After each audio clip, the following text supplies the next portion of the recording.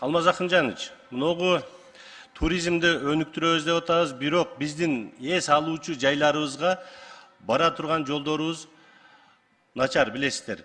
Ошого мынагы Нокат районунун Апшырата,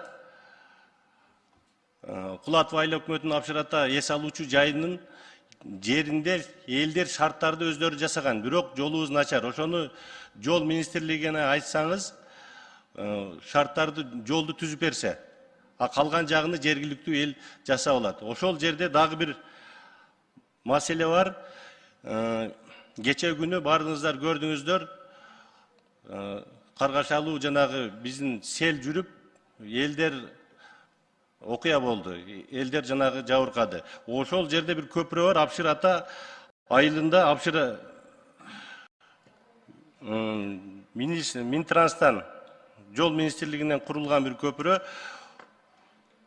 селдин нугуна туура эмес курулуп калыптыр. Ошого комиссия түзүп, жеринде барып карашса, Апшырата айылы сел келип, ошо көпүрө толуп, элдердин үйүнө суу кирип кеткен. Ошого Жамиля Кубанычбековна протоколный тапшырма берип койсоңуз, жеринде барып көрүшсө. Ал дагы кооптуу, ал жерден дагы сел келет экен. Экинчи маселе, мыногу биз окуу жылы башталды. Мектептерибиздин абалы биз жана Кулатов айыл өкмөтүндө Баглан орто мектеби. Ал жердин өзгөчө кырдаалдар министрлигинен корутундусу бар. Абалы оор, бирок балдар бүгүнкү күндө окуп атат. Мына 2024-кө киргизип баштайбыз деди эле, бүгүнкү күнгө чейин башталып элек. Баглан орто мектеби. Айбашев орто мектеби ошол жерде эле. Көкжар айыл өкмөтүндө Алашан орто мектеби, ал жердики аябай оор, биз жеринде барып келгенбиз.